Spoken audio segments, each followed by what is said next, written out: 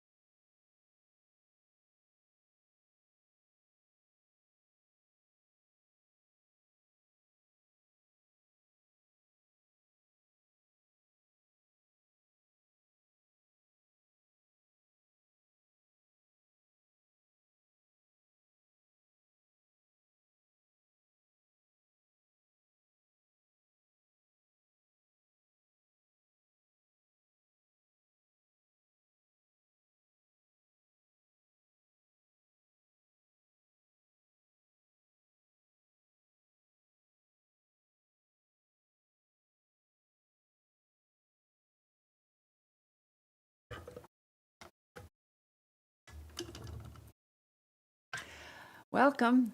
Welcome to the New Ulm Library Board meeting. It's Thursday, August 12th, 2021. I'm Ruth Ann Webster. I'm currently serving as the chair of this board. And for those of you listening, if you want to have a full agenda packet, just go on the city website and you'll see everything that we have in front of us. So I'll call the meeting to order. And the first item on the agenda is the approval of the agenda. Everyone's had a chance to look at it. So I'll take a motion to approve the agenda. I will. I have a motion. Do I have a second? I'll second. All right, motion and a second. Any discussion? All in favor say aye. Aye. Opposed, same sign. Good. And next, we'll approve the minutes of last month's meeting. Again, we've all had a chance to look at those, and I will take a motion to approve the minutes. So move. We have a motion. Do we have a second? I'll second. All right, motion and a second. Any discussion? All in favor signify by saying aye. Aye. Opposed, same sign. Now we'll move on to the money. Financial report. Okay, we are 58.36% through 2021, and our budget is approximately 53.06% expended. Two things to note, two of our line items that are a little bit above that are our audio-visual supplies, and that's due to our overdrive payments. New Ulm's portion of the fees for overdrive was about $6,100, but all Brown County libraries have remitted their overdrive payments, and our books are running a little bit higher. The library received some money to purchase large print books for the collection, and this will be reflected in the book budget line item. Any questions or comments about the financial report for last month? Hearing none, we'll move on to the activities report and statistics. Okay. We had two library aides who started on July 20th. Aaliyah Bodie and Melissa Winch joined the library. Both have had a previous library experience, and they are now past their training period, and both are settling in well. And otherwise, an interesting statistic that I came through as we have been doing our community checkout goal for the summer through the summer reading program is that for the most part, our ebook and e-audiobook material checkout has been a steady like 5% of our circulation since 2018. But our summer reading numbers show that that's increased to about 10% over last year. So we're seeing more patrons check out more e-resources. So that was kind of interesting when I was running the numbers. Otherwise, any questions? Okay.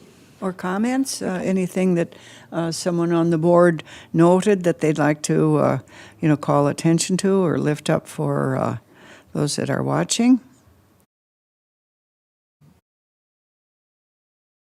Okay, hearing none, let's move on to the report on programming. Sure. So I included the programming calendar for this month, and a couple things to note. We will have researcher and author Pamela Novak on August 26th at 12 o'clock. She will be visiting the library to discuss her book, Never Let Go, Survival of the Lake Shetek Woman, based on the real woman and events of the 1862 Dakota War conflict as it happened in Lake Shetek, Minnesota. The novel brings to life the stories of 5 women and their struggles to survive. That was one of our ACHF it's being funded through ACHF and Springfield Public Library. We've partnered with them to provide that program here. And we also have Concert in the Park, the Teddy Bear Band. I'm going to plug that away at German Park on August 30th at 7 o'clock. And one thing that our Programming and Technology Services librarian put together in partnership with the American Library Association and the National September 11th Memorial and Museum. We received a poster exhibit for the 20th anniversary of 9/11 from the 9/11 Museum and Memorial and Museum. And so the exhibit includes different images and personal stories of people on that day, as well as information about the attacks, the impact, and so forth. And that poster exhibit went up yesterday in the breezeway in the library in that hallway between the 2 buildings. So if anyone wants to check out, and there's more, we might be doing some programs in September in regards to that too, but it's still a little bit in the planning process. There are, Winthrop Library is also doing some things, and the librarian there mentioned that they have a lot of interesting resources so that people can listen to and different things on their website. Good. Thank you. Thank you. Any comments or questions about the programming? Otherwise, we'll move on to Brown County Library Board. Okay, so this is just a reminder, the Brown County Library Board will be meeting with the Brown County Commissioners on August 23rd at 11 o'clock regarding the appropriations request for 2022. Okay. Okay. And then update on the Travis DeSue Regional Library System. Yes, so the technology coordinator from Traverse DeSue approached us about a grant he was writing for Traverse DeSue, and that wireless project was approved. This is a little bit different from what we did last year. It's to replace our access points for Wi-Fi within the building, and we will be adding a 5th one upstairs in nonfiction. We've noticed that some of the perimeters of the building don't get as strong of a signal as some of those. So we'll be adding that. And he is slated, along with the company that TDS is contracting with, will be here at the end of the month. I believe August 30th, they'll be in to do that work. And it should only take a day to replace all those. Okay. And on another note, I know at last month's meeting, we discussed the executive director of Traverse DeSue coming in to talk to the board. And Ann Holkinson will be on the September 12th agenda to talk about the regional library system. Good. And I think that is the wrong date. Okay. Maybe. And you'll put her probably first on the agenda? Yes. Yeah. Yeah. Okay. Good. Good. Thanks. And I think that's a Sunday, so I'm going to change that date, whatever the second Tuesday is. I just realized. The 9th. Thank you, April. Okay. Outside book drop. So the Arts Council is almost done. They are on a 2-week hiatus right now through the 13th, and they anticipate finishing up after that date. They want to add some different things to the book titles, just additional little art stuff. So It looks perfect yeah, to me. I know that it does. Yeah. That's okay. That's okay. And then you're going to remind us that our November meeting will be taking place on November 18th. So it's the third Thursday due to the holiday on November 11th. Okay, good. And I think we discussed that at some point, but I just wanted to remind you. And then your customer service training. Yes, so that happens next Wednesday, August 18th, from 9:30 to 1. The training will be held on Google Meet. Registration is required, and it won't be recorded. So that's one of the reasons will be closed. We discovered that the seminar is also available to library board members. So if anyone is interested in joining or in registering, let me know and I can send that out tonight. Registration is due tomorrow. We have a few But I'll send that out minutes. if anyone is interested. Okay. Okay. Anybody have any comments or questions or? Yes, Madam Chair. Paulina, is that wireless access point, is that a one-time cost? Is there a maintenance fee associated with that? It's a one-time cost that will be covered through the grant funding. We do have our own software that the city IT director runs through, so we'll be just swapping out the devices to a newer model. Okay, any other questions or comments about anything that we've gone through before otherwise we'll move on to the action items. All right, we'll move on to our resolution number 2120, which is to accept Minnesota Historical and Cultural Heritage Grant for microfilm. And I'll read that. The library was awarded a $4,671 grant from the Minnesota Historical Society to purchase historical newspapers on microfilm of the New Ulm Journal for 2016 to 2018. Those newspapers represent a part of New Ulm history and will be an important addition to the microfilm collection. The library is the only organization in New Ulm that offers the New Ulm Journal to the public for free, including back issues on microfilm. So that is the resolution. Does anybody have any questions or comments about this? Can you explain a little bit more about the concept of microfilm? Oh, sure. So it's the Minnesota Historical Society usually digitizes all of their materials, like newspapers and things like that, onto like reels of film to preserve. We discovered that we hadn't been receiving some of them over the last couple of years. So we have a machine, a microfilm scanner at the library where we can scan through and look for different articles people are looking for. So it's like a transparent kind of reel that is reflected on a computer screen.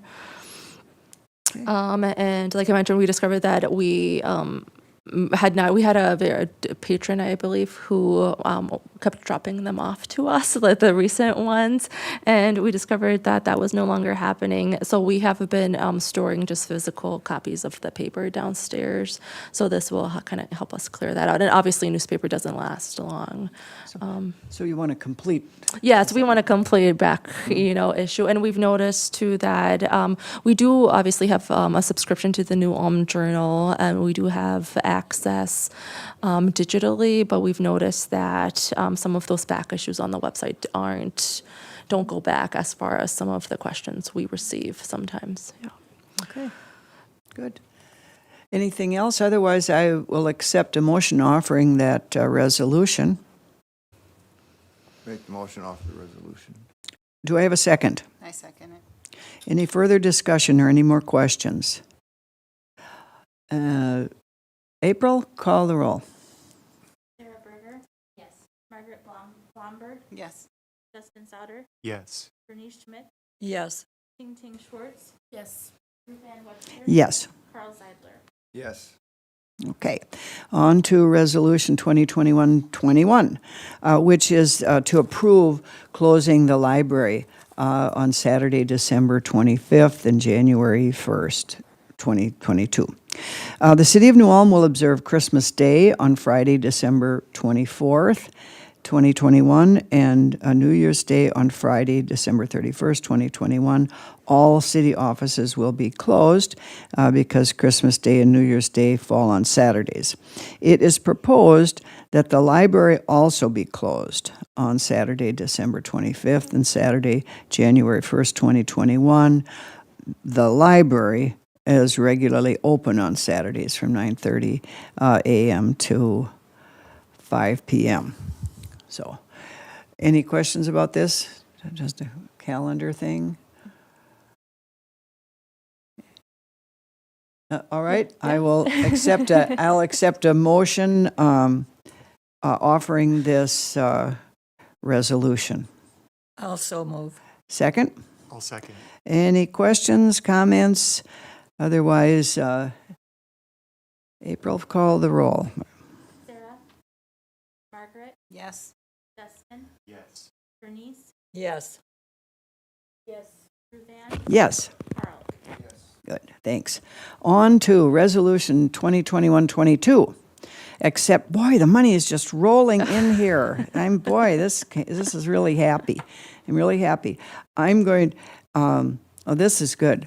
In July, we need to accept Arts and Grants Culture Heritage Fund, with, the legacy grant for programming. In July of 2021, the library was awarded Arts and Culture Heritage Fund grants in the amount of $375 for Chad Lewis and $1,100 for the Armstrong Boulevard Brass Quintet. I'm going to skip this section that just describes what the legacy grant is. On Monday, November 8th, 2021 at 6 p.m., Public Library Chad Lewis will present Minnesota's Lumberjack Legends and Lore, from Paul Bunyan to the Hodag. This program is filled with the lumberjack traditions, superstitions, and legends found here in the land of 10,000 lakes, filled with tall tales of mysterious creatures lurking in the woods, boasts of supernatural feats, and every yarn told in between. This program celebrates our lumberjack history. Lewis has traveled the back roads of the world in search of the strange and unusual. He has authored over 20 books on the supernatural and exclusively lectures on his fascinating findings. I'm going to pause for a minute. He's been here before. Yes, he has. Yes, yeah. For another program, yeah. I thought so. Back to the resolution. In the second week in December, at a date and time to be announced, the Armstrong Boulevard Brass Quintet will perform holiday concert at the New Ulm Public Library and another at the Grand. Armstrong Boulevard Brass Quintet is a traditional brass group comprised of 2 trumpets, horn, trombone, and tuba. They play a mix of music, including Baroque, classical, movie and TV themes, romantic, Renaissance, rock, jazz, and pop. Audience members will learn about the history of the music as well as a history of each of the instruments. So, anybody know anything more about this brass quintet? I should have asked my husband. What was I thinking? They've been here before. I believe they were here December in 2018. Okay. Yeah, so they've played with us before. yeah. Okay, great. Sounds great. Sounds great. I'll accept a motion offering this resolution to accept the cultural grant. I also move. Second? I'll second. All right. April, call the roll. Sarah? Yes. Margaret? Yes. Justin? Yes. Bernice? Yes. Ting Ting? Yes. Suzanne? Yes. Carl? Yes, and by way of follow-up, Madam Chair, I was going to ask Paulina, where will you stage the quintet in the library for this performance? I believe our plan was to do it in the meeting room. At this point, we'll see. They have been in the meeting room downstairs in the past, so I think we'll continue that. Seems like it's going to be kind of loud down there, but It's been louder. Oh, that's right. I was Story thinking, time. Oh, true, yeah.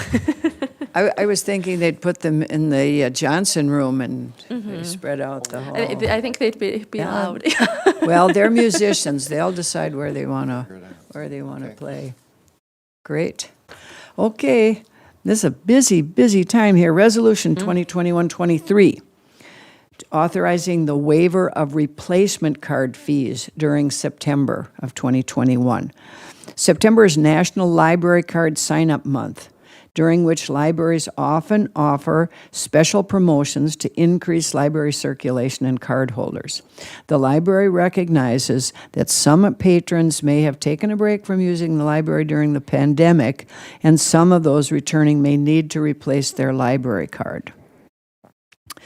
Patrons may check out library materials by presenting either their library card or a photo ID. The library card is preferable as it's easier for staff and allows the patron to use the self-checkout station if desired. As part of the effort to welcome back returning and new users, and in an effort to encourage patrons to carry their library card, the library director requests that the library board allow library staff to waive the $1 replacement card fee for patrons who replace their cards in September of 2021. The library does pay 39 cents per card for the plastic card and the barcode. So, any questions about that or comments? To add, I did take a look at what we've taken in fees for replacement library cards over the last year, and I think we've so far, I believe it's about $44 for 2021. So it's not a lot. I know we have some who lose their cards more readily than others, so we do start charging after the first replacement. Yeah. Okay. Anything else? How often do we get, how many new cards do we get like in September? Have we ever like figured out? We do have reports of that. I can look that up. I did That not. would just be interesting to see how much money that we would end up Mm-hmm. Sure. losing, but also where's that money coming from? So let's say where are we taking that 39 cents from? Since we have to, we're gonna. Oh, replace gotcha. It comes out of our office supplies. Okay. Yeah. Usually we order cards once a year, I believe, once, twice a year. Sometimes it's even less than that. Yeah. So, About 1,000 cards at a time. Sure, yeah. okay. And that we don't charge for the first library card, so the new users never get charged for the library. It's just So it's a pretty small number that we're talking about, most likely. Yep, okay. Okay. Anyone else? I'll take a motion to offer this resolution. So motion. Have a motion. Second? I'll second. Motion and a second. Any other further discussion? April, call the roll. Sarah, Yes. Margaret, Yes. Dustin, Yes. Bernice, Yes. Ting Ting, Yes. Ruth Ann, Yes. Carl. Yes. All right. Okay, now this last one is the one that is going to require us to, put on our thinking caps and talk to staff and see how they feel about this. Because, and I'll just read it, this is Resolution 2124, to decide whether to either award or reissue the bid for the library logo design. And, well, just to start out, the library does not have an official library logo, although it has used a sketch of the library's exterior in the past, promotional materials. And the City of New Ulm logo has been used on the library's letterhead. The library, and we talked about this, was it last meeting? Was it our last meeting? Yeah. We authorized a request for proposals for logo design on June 20th, 2021, and it was listed on the city's website and issued to several vendors in the area via email and mail. And, I was disappointed that there was only one email response that is enclosed, and I assume everyone had a chance to look at that. but it didn't really include the bid information as requested. It seemed rather like, rather vague, at least seemed to me. So we have to talk about this, and we can either, award the bid as presented, or deny the response as presented and issue a revised request for proposal, or approve the library to seek contract services with another vendor based on design specs on their website. So, I don't know. Yeah. So one of the, we asked for three things on the request for proposals, which included 3 samples of previous design work that they wanted to present, as well as just like a written explanation of how they derived that logo, and a couple of client recommendations. But yeah, like I mentioned, we just, April received the one response via email. Right. Just for the record, the response was, for custom logo design, it's $200 for unlimited revisions. I would just keep going back and forth with you until we have something perfect. And so within our timeline that we also presented on the RFP, we said we would have like a first draft of 3 different logo options for the library by a certain date, and then the library board would review them, and then a second draft would be due in September, and then final draft would be due in October. And obviously the library board would approve the logo, and then it would also need to be approved by the city manager. Well, like I said, I'd like to know how other people feel about this. I'm disappointed. Madam Chair, perhaps you can answer the question, or maybe Paulina, but what's the city's position on accepting a proposal that doesn't meet the requirements of the request for proposal? It seemed to me that would be problematic. Right. Right. Well, and that's sort of,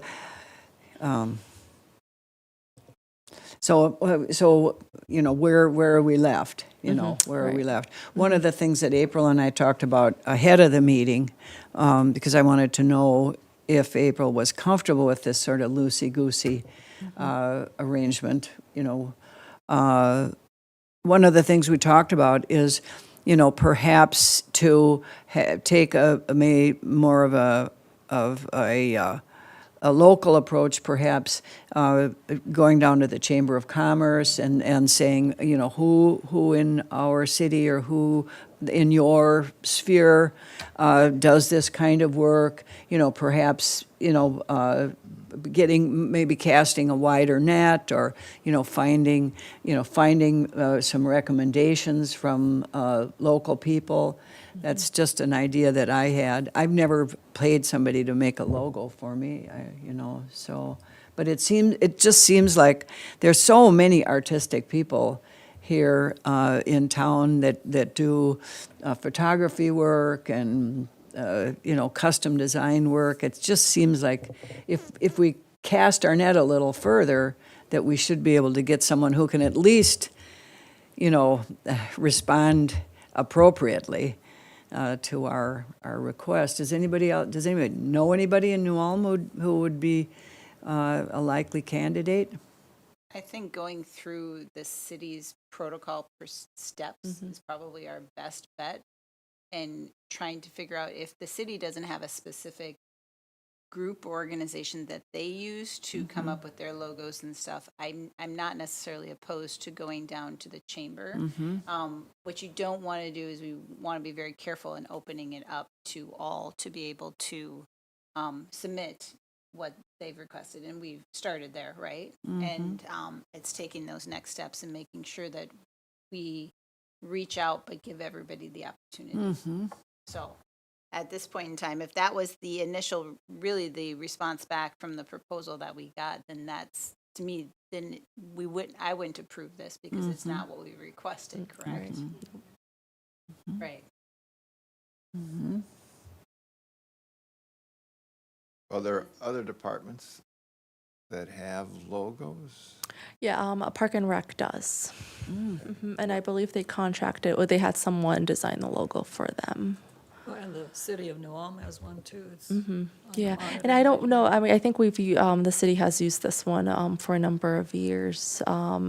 So I don't know what the procedure was when they did that. I did reach out to Park and Rec, and it sounded like they reached out to someone and had them do theirs. Did they go to someone specific, or did they just open it up for bid? I don't believe they did. I'm not sure. Yeah. Have you talked about tapping into the creative staff at the library? Yes, I did. I tried to convince someone. All right, well, They were not going for it. Well, I think it would be to the benefit of the city of New Ulm to have a cohesive logo Right. structure, if that's the realm that everyone is going down, because it would be foolish for us to have something that's completely opposite of what Park and Rec is Right. doing or whatever. So there needs to be some cohesiveness, and maybe that's a question that we bring back to the city and say, should there be one voice? Yeah, that's a good point. Who at the city would be the contact point? Does anyone who used to work for the city have some It idea of would who be that city might be? manager. I've City talked to him city about it. manager, always Yeah. the city manager. draftsman in the engineering office that would put the drawings together from design ideas, but the city manager could supply the direction that he thinks we ought to go. But the engineering department's got a lot of talented draftsmen. Okay. Okay. Well, we got a whole different option here. Sounds good. Yeah, but I think our option is to just push it back into your court, and I don't think we have to take any action on this at all. No, we don't. We'll just leave it in your capable hands. Do you have any other questions of the board as far as do you feel like you've got the direction that you need? I believe so, yes. Yep. Okay. Anybody else? Is there any other business? Is there any other business to come before this board? I just wanted to follow up in going back through last month's meeting minutes. We talked a little bit about the roof and the reluctance to go forward with our carpeting projects in the upstairs until that Oh, roof is done. Have you gotten any indication from city staff as to what kind of progress they're making on deciding when or how to move forward with that? I have not. The finance director is out of the office right now, but the building official was working on some budgetary quotes for both the roof and the HVAC unit.